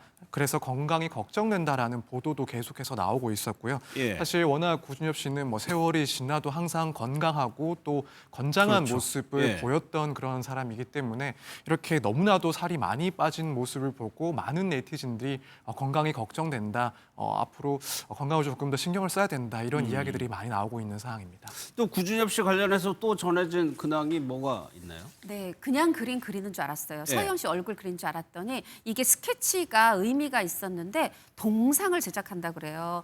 내년 일주기 이전에 완성하겠다는 목표로 서희원 씨 동상을 만들 건데 이건 그럼 어디에 세워질 동상이냐? 이 금보산 공원에 이제 서희원 씨가 잠들어 있으면 예. 여기로부터 400m 떨어진 곳에 유명인의 비석숲이라는 곳이 있다 그래요. 그 비석숲에 아내의 동상을 세우겠다는 건데 그냥 내가 그리는 게 아니고 그냥 이렇게 하는 게 아니라 그 구준엽 씨의 친구인 이런 조각가하고 디자이너하고 함께 이렇게 머리를 모으고 있는데 그것도 그냥 모으는 게 아니라 주변 서희원 씨의 지인들을 만나고 있다고 그래요. 예. 평상시에 아내가 본인이 어떤 모습으로 보여질 때 가장 좋아했느냐 그 모습을 담으려고 한다고 하는데 사실은 그때 당시에 빈소 빈소의 사진도 동생 서희원 씨나 가족들이 언니는 내 딸은 요 사진, 요 모습을 되게 좋아했어요 해서 골라진 사진이었다고 했거든요.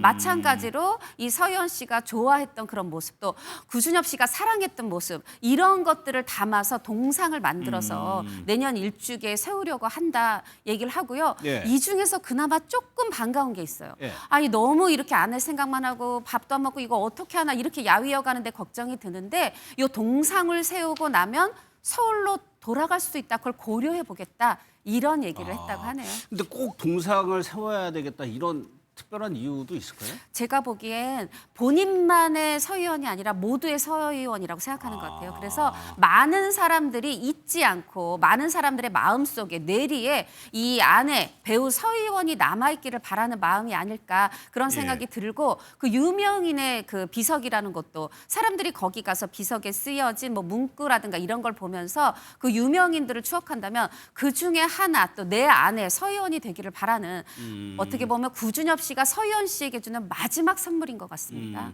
근데 선 변호사님, 구준엽 씨의 지인들도 있을 거 아니에요. 근데 지금의 구준엽 씨를 좀 안타깝게 보는 시선도 있나 봐요. 네, 그렇습니다. 많은 동료들이 이제 구준엽 씨를 위로를 하고 또 격려하는 그런 메시지들을 쭉 남기고 있는데요. 그 중에서도 구준엽 씨와 함께 가수 클론으로 활동을 했던 이 강원래 씨의 그런 메시지에 대해서 많은 사람들이 또 이목을 집중을 하고 있습니다. 얼마 전에 이제 11일 구준엽 씨의 생일이었던 것 같습니다. 그러다 보니까 강원래 씨가 본인 계정에다가 준엽이의 생일을 진심으로 축하한다. 우리 다시 밝은 모습으로 만나자라는 이야기를 남겼습니다. 사실 앞서 2월에도 이제 강원래 씨가 이런 메시지를 남겼었는데 당시에 남긴 메시지는 이 준엽이를 만나면 많이 울 것 같다. 건강을 잘 챙기길 바랄 뿐이다. 라는 메시지를 남기면서 당시에 두 사람이 주고받은 그런 메시지 내용도 사실 공개를 했었습니다. 그 내용을 보면은 강원래 씨는 무슨 말이 무슨 위로가 필요하겠냐. 마음을 잘 추스리고 건강을 잘 챙겨라 라는 말을 남겼고 이제 구준엽 씨는 잘 견뎌보겠다. 통화를 하면 울 것 같아서 메시지를 남긴다라고 답장을 하기도 했습니다. 이렇게 동료들 그리고 함께 했던 강원래 씨가 꾸준히 격려를 하는 메시지를 남기고 있기 때문에 이 많은 네티즌들이 비록 이제 구준엽 씨가 너무 힘든 시간을 보내고 있긴 하지만 그래도 옆을 지켜주는 친구 그리고 동료들이 있어서 참 다행이다라고 감동과 안도의 표시를 하고 있는 상황입니다. 그런데 서희원 씨의 동생, 그러니까 처제가 되는 거죠. 방송에 복귀를 한다면서요? 맞습니다. 그러니까 서희원 씨의 동생 서희재 씨인데요. 워낙 대만에서도 유명한 이 진행자로 알려져 있습니다. 사실 언니가 별세한 이후에 활동을 중단하고 전혀 방송의 모습을 비추지 않고 있었는데요. 10월 중순에 대만 시상식에 참여를 하겠다라고 지금 알려지고 있습니다. 예능 프로그램 진행자상 후보로 지금 오른 상황인데요. 그만큼 각별한 의미가 있기 때문에 꼭 참석하겠다라고 밝혔다고 해요. 왜냐하면 이 언니 서희원 씨가 이 방송 프로그램에 이름도 지어주고 이거 꼭 출연하라라고 해서 출연을 했던 그런 프로그램인데 결국에는 그 프로그램으로 인해서 진행자상을 받을 수도 있게 되다 보니까 시상식에는 꼭 참석하겠다라고 밝히고 있는 상황이고요. 언니도 내가 활동하는 걸 원할 것이다라고 해서 앞으로 아마 좀 활발하게 활동하지 않을까 싶습니다. 알겠습니다. 다음 사건은요. 신도들을 강제추행한 혐의죠. 허경영 씨의 첫 재판이 열렸는데 몸싸움까지 있었다고 합니다. 영상을 좀 먼저 보겠습니다.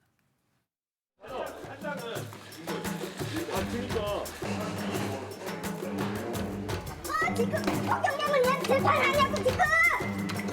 아니 가해자를 왜 재판하고 있냐고 지금! 천안동의를 40년 해가지고 한 달에 1년에 70억씩 세금대. 구속이 됐고 첫 재판이 열린 겁니다. 그렇습니다. 지난 6월에 사기, 횡령, 정치자금법 위반, 준강제 추행 혐의 이런 것으로 인해서 이제 구속됐던 그 허경영 씨에 대해서 바로 어제 의정부 지법에서 첫 공판이 열렸는데요.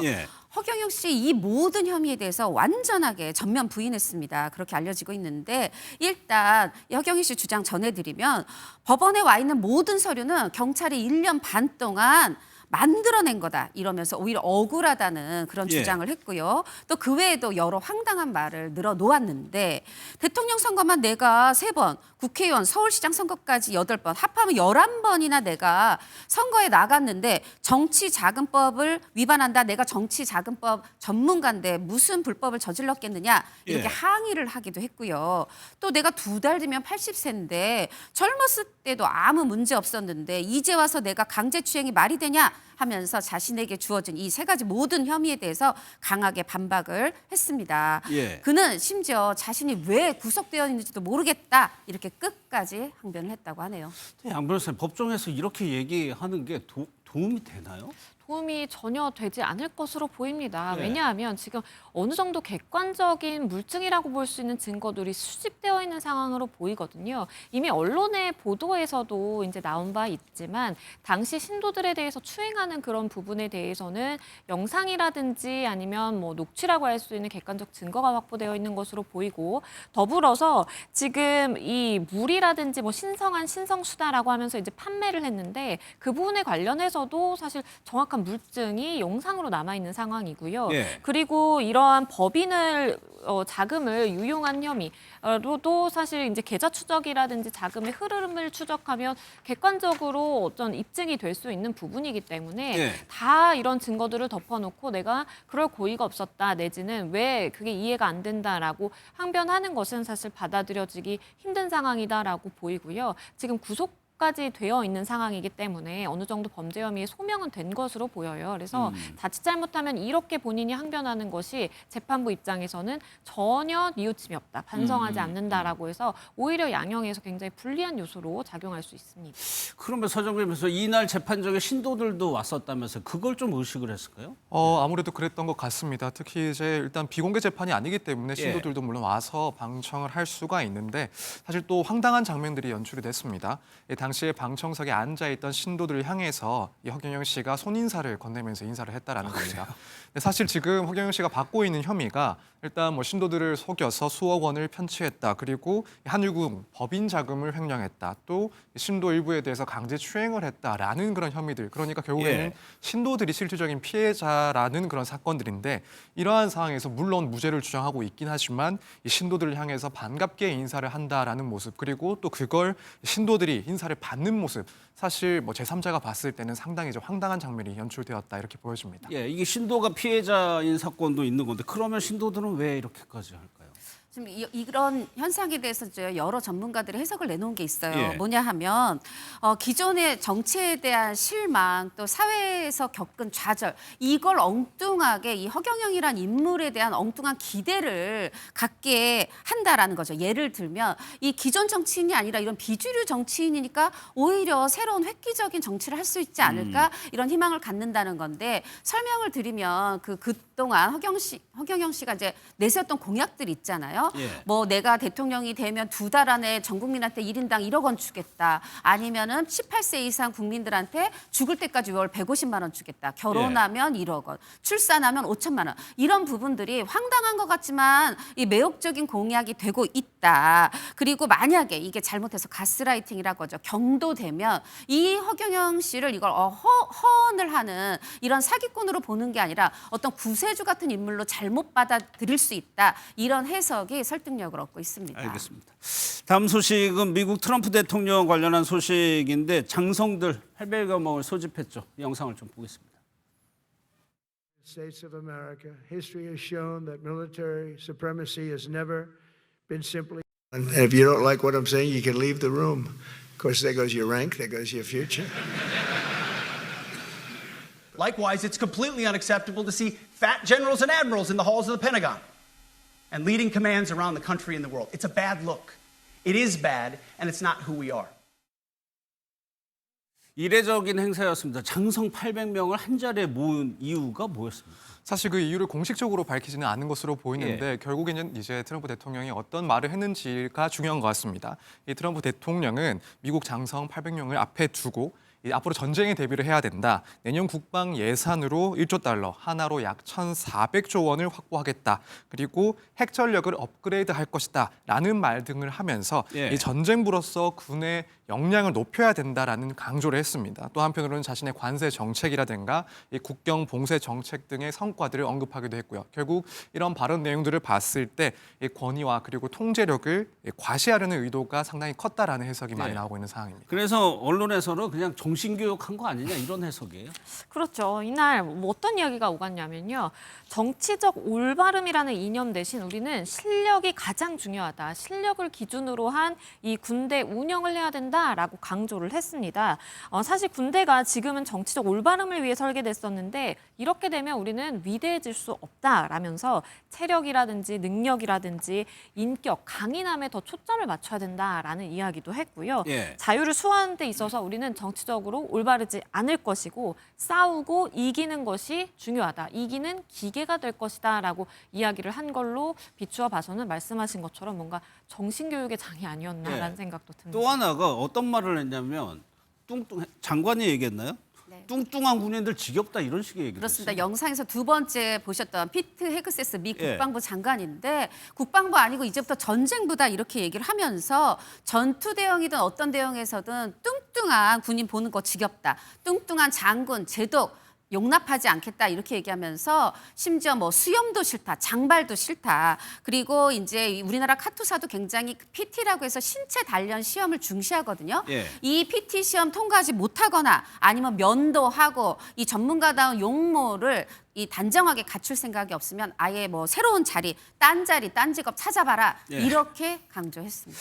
그럼 저런 얘기를 듣고 있었을 장성들의 반응도 궁금한데 어땠습니까? 사실 분위기가 조금 묘했다라고 합니다. 이제 트럼프 대통령은 호응을 상당히 유도를 하려고 했는데 장성들은 침묵을 지키고 또 표정도 무표정한 그런 상태를 상당히 관리를 했다라고 합니다. 트럼프 대통령도 분위기를 조금 감지했는지 박수 쳐도 된다, 웃어도 된다, 편하게 하라라고 했지만은 이 분위기는 변하지 않았다라고 하는데 이 점에 대해서 아무래도 이제 군 장성들이 그 앞에서 어떠한 그런 제스처를 취하게 되면은 논란이 있을 수 있기 때문에 이를 막으려는 의도가 있었다. 과거에도 유사한 사례가 있었고 혹여라도 좀 과한 그런 반응을 보일 경우에는 이 국가나 헌법에 충성해야 되는 그런 군의 이미지가 훼손될 수도 있다라는 점을 우려를 한 것이다라는 그런 이야기들이 나오고 있습니다. 알겠습니다.